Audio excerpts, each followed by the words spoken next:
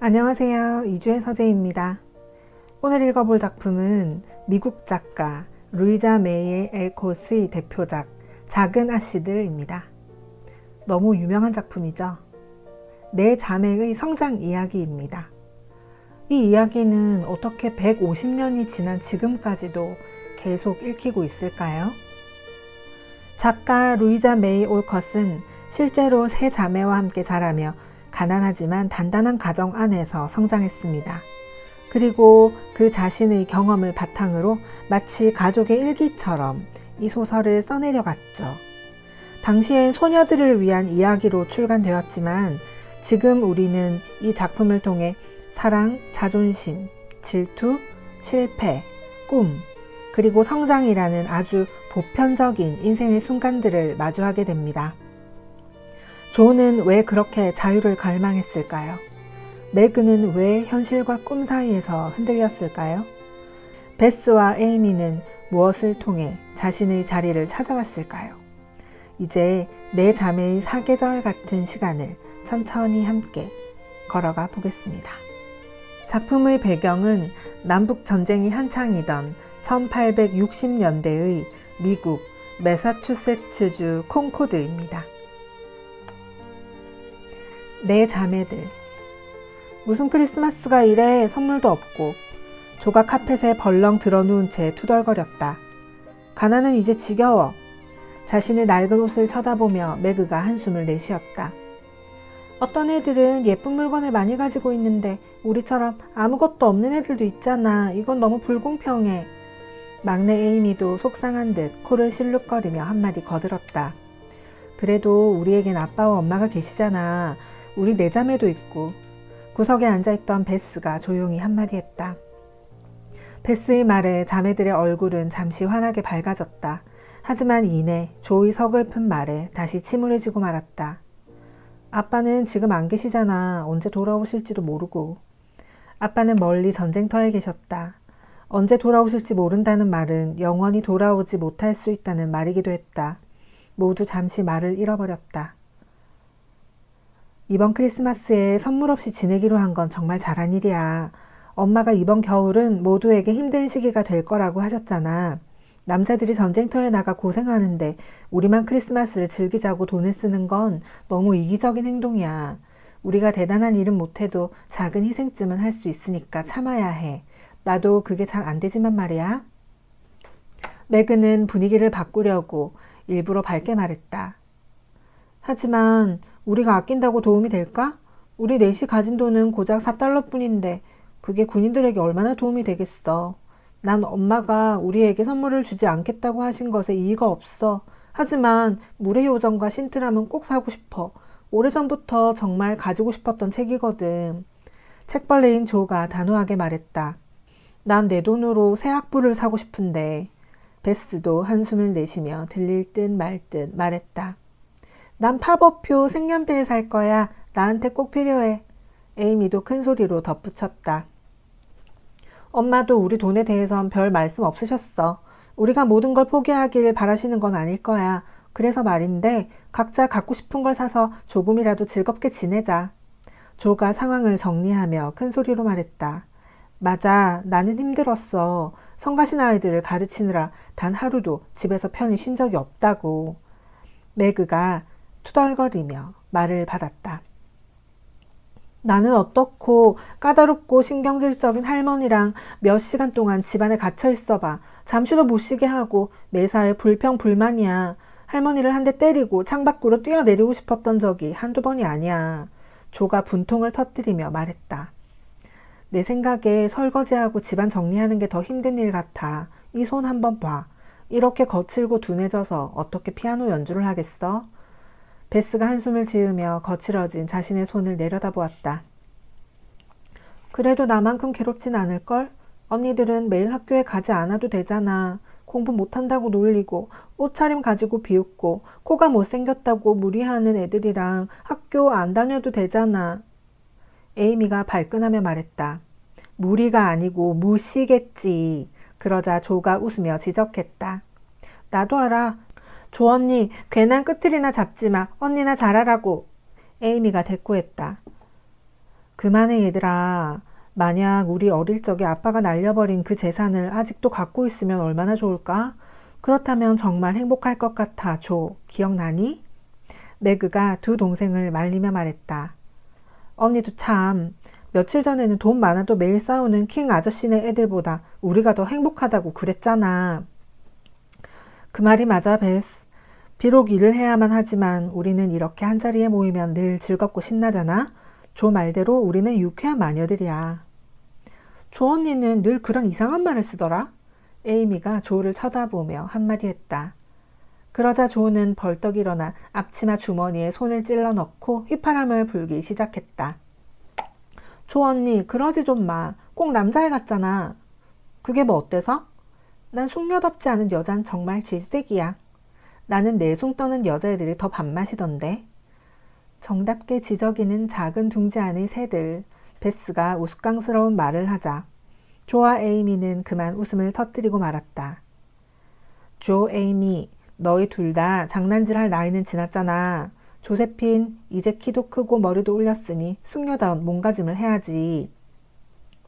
큰언니인 매그가 동생들을 타이르며 훈계했다. 싫어. 머리를 올리는 게 숙녀다운 거라면 난 20살이 될 때까지 두 갈래로 닦고 다닐 거야. 조는 머리에 씌운 망을 잡아당겨 밤색 머리칼을 늘어뜨렸다. 난 치렁치렁한 드레스를 입고 온실에 꽃처럼 굴어야 한다고 생각하며 너무 끔찍해.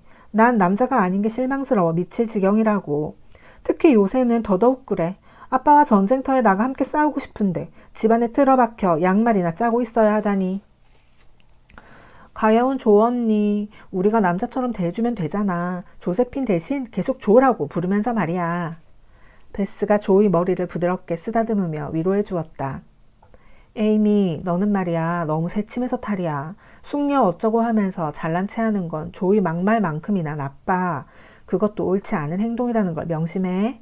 매그가 베스의 이야기를 가로막으며 말했다. 조 언니가 말갈량이고 에이미가 바보라면 나는 뭐야 언니? 베스가 매그에게 물었다. 물론 너는 보석이지. 매그가 다정하게 대답했다. 베스는 새끼 생쥐라 불리며 온 가족의 사랑을 독차지했다. 그래서 아무도 매그의 말에 토를 달지 않았다. 여기서 잠시 내 자매의 모습을 살펴보도록 하자. 눈 내리는 12월 말, 내 자매는 거실에 모여 있다. 가구들은 낡았지만 품이 있었고 책장에는 책이 가득 꽂혀 있다. 방 안 분위기는 아늑하고 화기애애하다. 내 자매의 맏딸인 마가렛은 16살로 매그라고 불린다. 뽀얀 피부와 커다란 눈, 우아한 밤색 머릿결을 가지고 있는 예쁜 아가씨이다. 그녀는 자신의 뽀얀 손을 항상 자랑스럽게 생각하고 있다. 매그보다 1살 어린 조는 키가 크고 말랐으며 까무잡잡한 피부를 가졌다. 그녀가 긴 팔다리를 분주하게 움직이는 모습은 마치 한 마리의 망아지를 연상시킨다. 장난꾸러기 같은 회색 눈과 또렷한 입술 선에 비해 코는 정말 우스꽝스럽게 생겼다. 그녀의 밤색 머리카락은 매우 아름다웠지만 머리망 속에 우겨 넣어 평소에는 잘 보이지 않는다.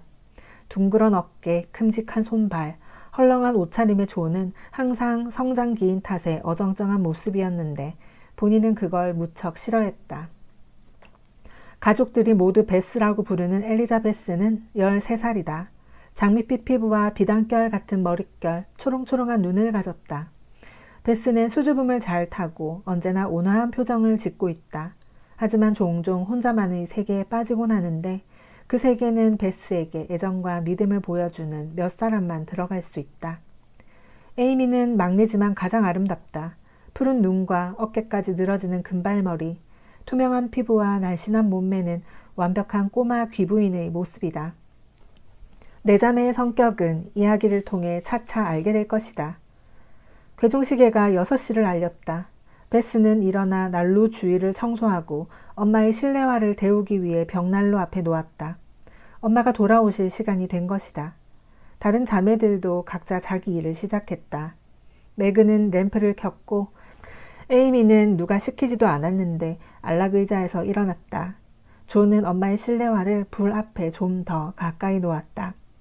엄마 신발이 끔찍하게 낡았네. 새 실내화를 하나 사야겠어. 조가 눈살을 찌푸리며 말했다. 내 돈으로 엄마한테 실내화를 사드릴래. 베스가 얼른 말했다. 안 돼, 내가 사드릴 거야. 에이미가 소리쳤다. 내가 맏딸이니까. 아빠가 안 계실 땐 내가 집안의 남자야. 아빠가 나한테 엄마를 부탁하셨거든. 그러니까 실내화는 내가 살 거야. 매그가 말을 채 끝내기도 전에 조가 그 말을 잘랐다. 나한테 좋은 생각이 있어. 크리스마스 때 우리가 쓸 물건을 사는 대신 엄마 선물을 사는 거야. 베스가 말했다. 그거 좋은 생각이다. 무얼 선물해 드릴까? 조가 탄성을 질렀다. 다들 생각하느라 잠시 침묵이 흘렀다. 난 엄마한테 예쁜 장갑 한 켤레 사드릴래. 자신의 손을 들여다보던 매그가 갑자기 흥분된 목소리로 외쳤다. 나는 튼튼한 실내화를 사드릴 거야. 조도 펄쩍펄쩍 뛰며 말했다. 나는 가장자리가 예쁘게 장식된 손수건을 선물해야지. 베스가 말했다. 나는 향수 한 병을 사드릴래. 엄마도 향수를 아주 좋아하시고 별로 비싸지 않으니까. 그리고 남은 돈으로 연필 몇 자루만 사야지. 에이미가 덧붙였다. 그런데 선물들은 어떻게 전해드리지? 매그가 고개를 갸웃거렸다. 선물들을 포장해서 탁자 위에 놓고 엄마를 모셔와 선물을 펼쳐보시게 하는 거야. 우리 생일날 늘 하듯이 말이야. 조가 대답했다.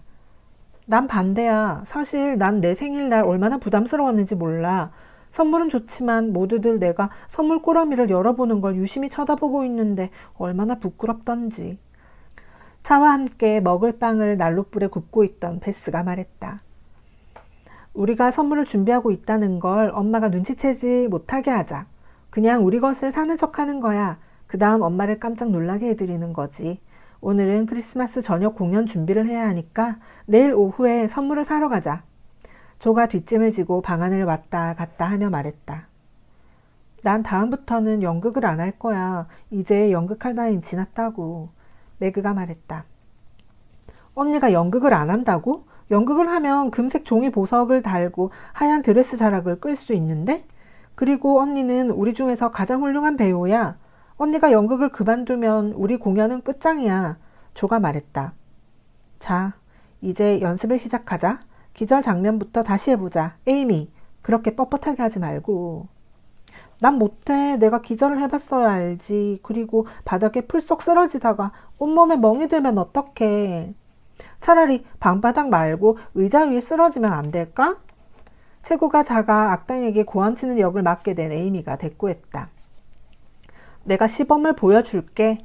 두 손을 움켜잡고 미친 듯이 로드리고 살려줘요 살려줘요 이렇게 외치면서 방을 가로질러 가는 거야. 조가 시범을 보이며 말했다. 에이미가 조를 따라하려고 했지만 앞으로 내민 두 손과 걷는 모습은 너무나도 뻣뻣해 마치 허수아비 같았다. 그러면서 으아 하고 고함을 질렀는데 그것은 마치 바늘에 찔렸을 때 나오는 소리 같았다. 조는 머리를 쥐어뜯었고 매그는 배꼽을 잡고 웃었다. 베스는 그 광경에 정신이 팔려 빵이 타는 줄도 몰랐다. 안 되겠어. 공연 때나 열심히 해. 관객들이 널 보고 웃더라도 날 탓하지 마. 다행스럽게도 그 다음 부분부터는 모든 것이 순조로웠다. 돈 페드로는 세상에 대한 길고도 무시무시한 저주를 거침없이 내뱉었다. 마녀 헤이건은 두꺼비를 주전자에 넣고 끓이며 무시무시한 마법의 주문을 외웠다.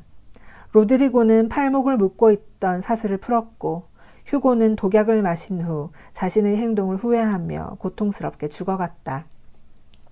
지금까지 우리가 연기한 것 중 최고였어, 조. 매그가 말했다.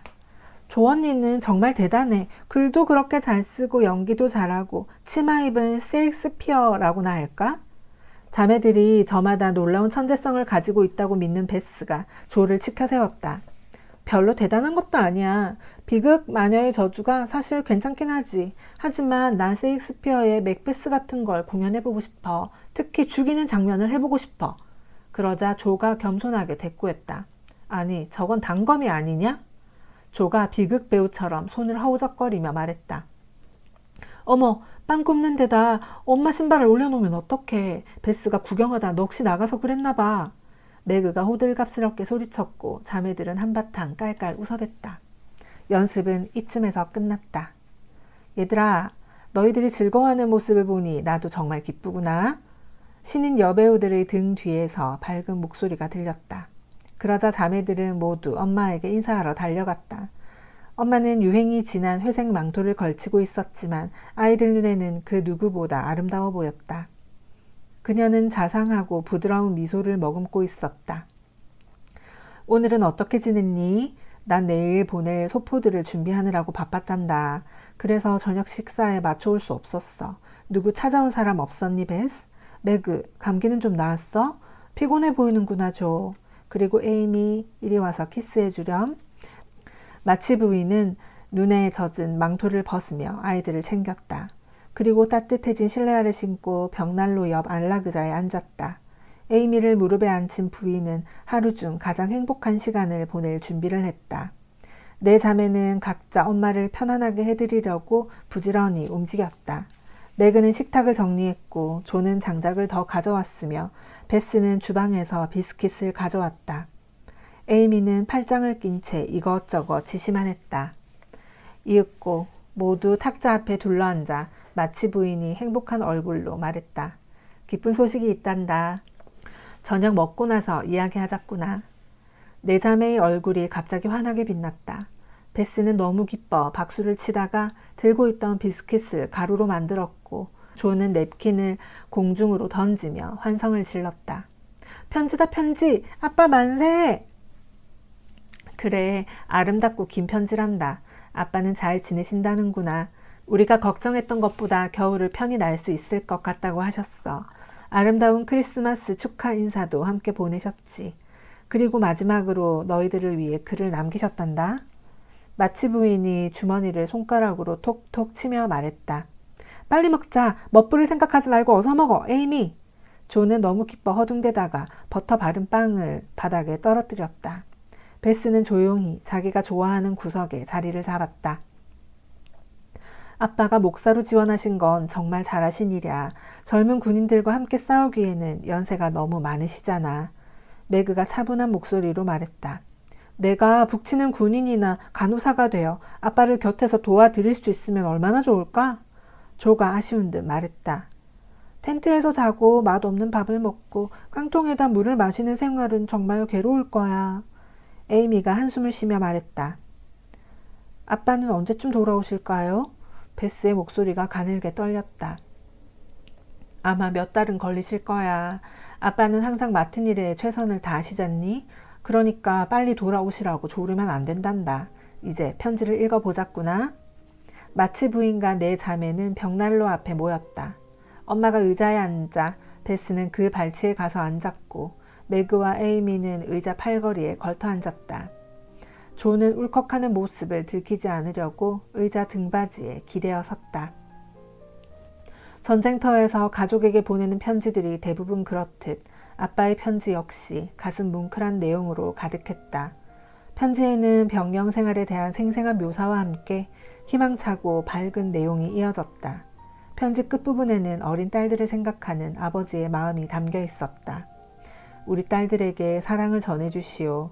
낮에는 그 애들을 그리워하고 밤에는 그 애들을 위해 기도하는 아버지가 있다고 전해주시오. 딸들을 다시 볼 수 있는 1년 후가 무척 멀게 느껴지는구려. 힘든 시간이 허사가 되지 않도록 다들 열심히 노력하며 기다릴 것이라 믿소. 그 애들은 분명 나의 당부를 잘 따라줄 것이요. 당신에게는 늘 착한 딸들이 되고 스스로 책임을 다하며 마음속의 적과 맞서 싸워 당당히 이길 것을 바란다고 전해주시오. 그래서 내가 돌아갔을 때 4명의 작은 아씨들을 더욱 자랑스러워할 수 있게 되길 바라오. 이 대목에서 다들 울먹거렸다. 조는 부끄러움도 잊은 채 눈물을 뚝뚝 흘렸다. 에이미는 머리가 헝클어지는 것도 아랑곳하지 않고 엄마 품에 얼굴을 묻고 훌쩍였다. 저는 너무 저밖에 몰라요. 나중에 아빠가 실망하지 않도록 착한 아이가 되기 위해 노력할 거야. 나는 거울 앞에 앉아있는 것만 좋아해. 일하는 건 싫어하고. 하지만 앞으론 그러지 않을 거야. 매그가 울며 말했다. 난 아빠가 자랑스러워할 만한 작은 아씨가 되도록 말괄량이처럼 행동하는 걸 고칠게요. 조가 말했다. 하지만 속으로는 이런 약속을 지키는 것이 전쟁터에서 적들과 싸우는 것보다 훨씬 더 힘들 거라고 생각했다. 베스는 아무 말도 하지 않았다. 눈물을 닦고 나서 조용히 군인들에게 줄 파란색 양말을 다시 짜기 시작했다. 그러면서 아빠가 바라는 착한 딸이 되겠다고 결심했다. 잠시 숙연한 분위기가 이어졌다. 이때 마치 부인이 밝은 목소리로 침묵을 깼다. 너희들 어렸을 때 하던 철로역정 놀이 기억나니? 어깨에 엄마 가방을 메고 커다란 모자와 지팡이, 두루마리 휴지를 챙겨서 온 집안을 누비고 다녔잖니.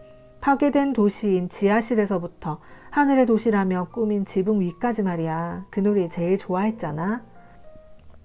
그러자 조가 흥겹게 말했다.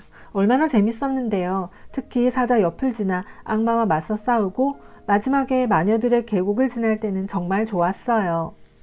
나는 어깨에 메고 가던 자루가 아래층으로 굴러 떨어졌을 때가 제일 재밌었어요. 매그가 말했다. 저는 꽃과 예쁜 물건들이 있는 지붕 아래 테라스에서 모두 함께 노래를 불렀을 때가 가장 좋았어요. 베스가 즐거웠던 그 시절을 떠올리며 말했다. 나는 지하실이 캄캄해서 무서웠고 지붕 위에서 먹었던 우유와 파이가 맛있었다는 사실 말고는 기억이 나지 않아요. 만약 내가 나이를 먹지 않았다면 다시 한번 해보고 싶어요. 에이미가 아쉬운 듯 말했다. 그 놀이를 하는 것과 나이는 상관이 없단다. 우리는 어떤 방식으로든 그 놀이를 하고 있어. 사람들은 평생 등에 짐을 지고 길을 간단다. 그 길은 실수와 고통, 역경을 딛고 하늘의 도시로 가는 길이지. 자, 작은 순례자들아, 이제 놀이가 아니라 진짜 현실 속에서 그 여행을 시작해보렴. 그럼 그 길의 어디에선가 너희에게 돌아오고 계시는 아빠를 만나게 될 거야. 엄마가 상냥한 목소리로 말했다. 정말요? 그럼 우리 짐은 어디 있어요? 그 안에는 뭐가 들어있나요? 말의 내용을 항상 곧이곧대로 해석하는 에이미가 물었다. 조금 전에 너희들 스스로가 말했잖니. 자기만 아는 것, 일을 싫어하는 것, 말괄량이처럼 구는 것, 너희들 각자 자신들의 짐을 가지고 있단다. 베스는 없는 것 같지만 말이야. 엄마, 저도 짐이 있어요. 더러운 걸레와 그릇, 사람들에 대한 두려움, 그리고 좋은 피아노를 가진 애들에 대한 질투예요. 모두들 그 말에 웃음이 터져 나올 뻔했지만 행여나 베스가 상처받을까 아무도 웃지 않았다. 그때 매그가 진지하게 말을 꺼냈다. 우리 다시 그 놀이를 하자. 엄마 말대로 생활 속에서 새로운 철로역정 놀이를 하는 거야. 우리 모두 짐을 벗고 착한 사람이 될 수 있을 거야. 그게 잘 되지 않을 때는 철로역정 이야기를 하며 서로 격려해주자. 그런데 철로역정 놀이를 제대로 하려면 어떤 가르침이나 안내서가 필요해. 오늘 저녁만 해도 그래. 엄마가 아니었다면 우리는 계속해서 절망의 늪에 빠져 있었을 거야. 따분한 일상을 벗어나 상상의 나래를 펼 수 있게 된 조가 한껏 들떠서 말했다. 그러자 부드러운 미소를 띤 마치 부인이 대답했다. 크리스마스 날 아침에 베개 밑을 찾아보렴. 거기에 너희들이 찾는 안내서가 있을 거야. 자매들은 하녀 해너가 식탁을 치우는 동안 새로운 계획에 대한 상의를 계속했다. 그리고 반지꼬리를 가져와 할머니께 드릴 침대볼을 만들었다. 이때 조는 자매들에게 천을 네 부분으로 나누어 각각 유럽, 아시아, 아프리카, 아메리카라는 이름을 붙이자고 제안했다. 그리고 그 조각부에 해당하는 대륙에 대해 이야기하며 바느질을 하자 순조롭게 일은 잘 진행되었다. 9시가 되자 자매들은 바느질을 마무리했다. 그리고 반지꼬리를 제자리에 놓고 평소처럼 잠자리에 들기 전 노래를 불렀다. 베스는 끽끽거리는 낡은 피아노로도 아름다운 선율을 만들어냈다. 그리고 매그와 엄마는 플룻같이 고운 목소리로 이 작은 합창단을 이끌었다. 에이미의 재진 목소리는 귀에 거슬렸고 조가 엉뚱한 곳에서 목소리를 꺾어대서 가장 분위기 있는 대목을 망쳐놓곤 했지만 세상 그 누구도 이 소박한 음악회를 방해할 순 없었다. 타고난 가수였던 엄마는 아이들이 아주 어릴 때부터 자기 전에 노래를 부르게 했다. 아침을 깨우는 것도 노래하는 엄마의 목소리였고 잠들기 전 마지막으로 듣는 소리도 엄마의 노래소리였다. 자매들은 엄마의 자장가를 듣지 못하면 잠을 자지 못했다. 크리스마스 날 새벽, 조는 제일 먼저 눈을 떴다. 하지만 여느 크리스마스 때와는 달리 벽난로에 양말이 걸려있지 않아 조는 잠시 실망감을 느꼈다. 그러다 엄마와의 약속을 떠올리고는 베개 밑에 손을 넣어 붉은색 표지의 작은 책자를 꺼냈다. 조는 그 책을 잘 알고 있었다. 훌륭한 삶을 살다 간 인물들에 대한 이야기책이었다. 긴 여행을 시작해야 하는 순례자들에게 좋은 길잡이가 되어줄 수 있는 책이었다. 조는 매그를 깨워 베개 밑을 뒤져보라고 재촉했다. 매그의 베개 밑에서도 같은 책이 나왔지만 이것은 표지가 녹색이었다. 엄마가 직접 쓴 글도 있었기 때문에 조와 매그에게는 더할 나위 없이 좋은 선물이 되었다. 에이미와 베스도 눈을 비비며 일어나 각각 비둘기색과 파란색 표지의 책을 찾아냈다. 자매들은 함께 둘러앉아 해가 떠오를 때까지 책을 보며 이야기를 나누었다. 얘들아, 엄마는 우리가 이 책을 읽고 마음에 새기길 바라셔. 그러니까 우리 이 책을 빨리 읽고 실천에 옮기자. 예전에는 우리 모두 책을 좋아했잖아. 아빠가 떠나시면서 소홀해지긴 했지만 말이야. 나는 탁자 위에 항상 이 책을 놓고 매일 아침 일어나자마자 조금씩 읽을 거야. 그러면 힘들고 어려운 문제에 부딪혔을 때 이겨낼 수 있는 힘이 생길 거야. 허영심이 약간 있긴 했지만 생각이 깊고 성실한 매그가 말했다. 그녀의 이러한 품성은 조에게 큰 영향을 미쳤다. 조는 매그를 사랑했고 언니의 말이라면 어기는 일이 없었다. 매그가 다시 책을 펴서 읽기 시작하자 조도 매그의 어깨에 팔을 두르고 볼을 맞댄 채 책을 읽어나갔다. 조의 얼굴이 더없이 기쁘고 평화로워 보였다. 에이미, 우리도 책을 같이 읽자. 어려운 단어는 내가 설명해 줄게. 내가 모르는 건 언니들이 도와줄 거야. 언니들의 모습에 감동을 받은 베스가 말했다. 대화가 끝나자 방 안에는 자매들이 책장 넘기는 소리 외에 아무것도 들리지 않았다. 그렇게 30분이 지났다. 매그와 조는 엄마에게 감사 인사를 하려고 아래층으로 내려왔다. 엄마는 어디 계세요? 매그가 해너에게 물었다. 아침에 어떤 불쌍한 사람이 찾아와서 도와달라고 하자 마님은 곧장 달려 나가셨어요. 그 사람들이 필요한 게 뭔지 알아보신다면서요. 이 세상에 마님처럼 자상한 분은 없을 거예요. 해너는 매그가 태어났을 때부터 마치가에서 일한 하녀였다. 그래서 모두들 해너를 하녀보다는 친구처럼 생각했다. 엄마는 금방 오실 거야. 선물을 드릴 계획이나 짜자. 소파 밑에 있는 선물들을 보며 매그가 말했다. 에이미가 산 향수가 어디 갔지? 매그가 황급히 물었다. 에이미가 병에 리본을 단다고 가져갔어.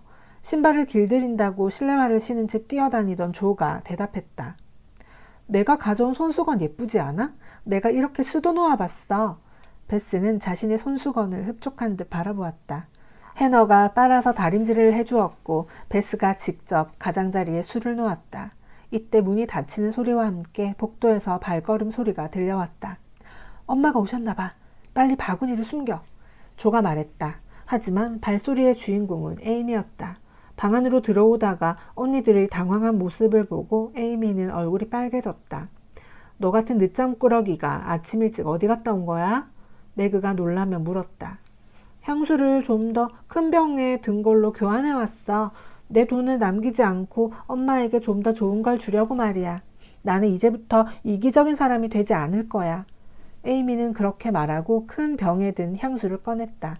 이 모습을 본 매그는 동생을 꼭 안아주었고 조는 에이미가 자랑스럽다고 말했다. 베스는 창가로 달려가 가장 아름다운 장미를 꺾어 향수병을 예쁘게 꾸몄다. 또다시 현관문 닫히는 소리가 들리자 네 자매는 얼른 바구니를 소파 밑에 감추고 식탁으로 달려가 앉았다. 메리 크리스마스 엄마, 책 선물 감사해요. 매일 읽을게요. 마치 부인이 식당에 들어오자 네 자매는 합창하듯 입을 맞춰 소리쳤다. 메리 크리스마스 얘들아. 선물이 마음에 든다니 기쁘구나. 계속 꾸준히 읽으렴. 그리고 너희들에게 할 말이 있단다. 이 근처에 갓난 아이를 낳은 불쌍한 여인이 있단다. 애들이 6이나 있는데 집안에 난로가 없어서 침대 하나에 모여 웅크리고 있다더구나. 먹을 것도 없어서 굶고 있다고 그 집 큰아이가 와서 얘기를 하는데 정말 마음이 아팠단다. 얘들아, 그 집에 크리스마스 선물로 우리 아침 식사를 주면 어떨까? 마치 주인이 말했다. 잠시 동안 아무도 말을 하지 않았다. 오랫동안 엄마를 기다린 터라 모두 배가 고팠다. 우리가 식사하기 전에 엄마가 와서 다행이에요. 조가 정적을 깨며 말했다. 저는 건포도빵과 크림을 가져다 줄게요. 에이미가 자신이 가장 좋아하는 음식을 과감히 포기하며 말했다. 매그는 벌써 큰 쟁반에 파이 조각과 토스트 빵을 담고 있었다. 너희들이 동의할 줄 알았어. 다 함께 그 집에 다녀오자. 그리고 돌아와서 빵과 우유로 간단하게 아침을 먹자. 대신 저녁은 제대로 잘 챙겨 먹고. 마치 부인이 흡족해하며 말했다. 준비를 마친 그녀들은 집을 나섰다. 모두 음식 바구니를 들고 눈 덮인 길을 걸어갔다. 그 집에 도착해보니 상황은 생각했던 것보다 훨씬 심각했다. 창문은 깨져 있었고 집안에 온기라곤 전혀 없었다. 아이들은 낡은 이불 하나를 덮어쓰고 추위를 견디고 있었다. 오, 하느님, 천사들을 보내주셨군요. 내 자매가 방에 들어서자 가련한 여자가 눈물을 흘리며 소리쳤다. 우린 장갑과 모자를 쓴 천사들이에요. 조이 말에 모두들 한바탕 크게 웃었다. 모두들 일을 시작했고 그곳은 정말 천사가 왔다 간 것처럼 순식간에 바뀌었다. 해너는 장작으로 불을 피웠고 헌 모자로 깨진 유리창을 막았다. 엄마는 부인에게 맛있는 죽을 끓여주고 갓난아기를 보살펴 주었다. 자매들은 상을 차리고 6 아이들에게 음식을 먹여주었다. 맛있다. 정말 천사 같아. 아이들은 자매들에게 거듭 감사했다. 자매들도 아침 식사를 하지 못했지만 그들의 찬사를 듣자 배고픔이 눈 녹듯 사라졌다. 집으로 돌아오자 엄마는 그 불쌍한 가족에게 줄 옷을 찾으러 위층으로 올라갔다. 그 사이 자매들은 선물을 탁자 위에 올려놓았다. 작은 선물 꾸러미에는 엄마를 향한 사랑이 가득 담겨 있었다. 엄마가 내려오신다. 베스는 피아노 연주해. 에이미는 문 열고 다 같이 만세삼창을 하는 거다. 조가 바쁘게 이것저것 지시했고 곧이어 계단을 내려오는 발소리가 들렸다. 베스가 경쾌한 음악을 연주하자 에이미가 문을 활짝 열었다. 놀란 채 서 있는 엄마를 매그가 정중히 식탁으로 인도했다. 감동을 받은 마치 부인은 눈물을 글썽이며 선물 꾸러미를 풀었다. 그리고 함께 들어있던 쪽지를 읽었다. 뒤이어 조의 실내화를 신어보았고 매그의 장갑도 끼워보았다. 그리고 베스가 자수를 놓은 손수건에 에이미가 선물한 향수를 한 방울 떨어뜨렸다. 그때 해너가 나타났다. 마님이 모두 내려와 저녁을 드시랍니다. 모두들 식당으로 내려갔다가 식탁에 차려진 음식을 보고 깜짝 놀랐다. 그야말로 진수성찬이었다. 바닐라와 딸기 아이스크림에 케이크와 풍성한 과일, 프랑스 과자까지 가득 차려져 있었다. 내 자매는 놀라서 숨도 못 쉰 채 엄마의 얼굴을 쳐다보았다. 엄마는 그런 모습이 재밌다는 듯 웃으며 딸들을 바라보았다.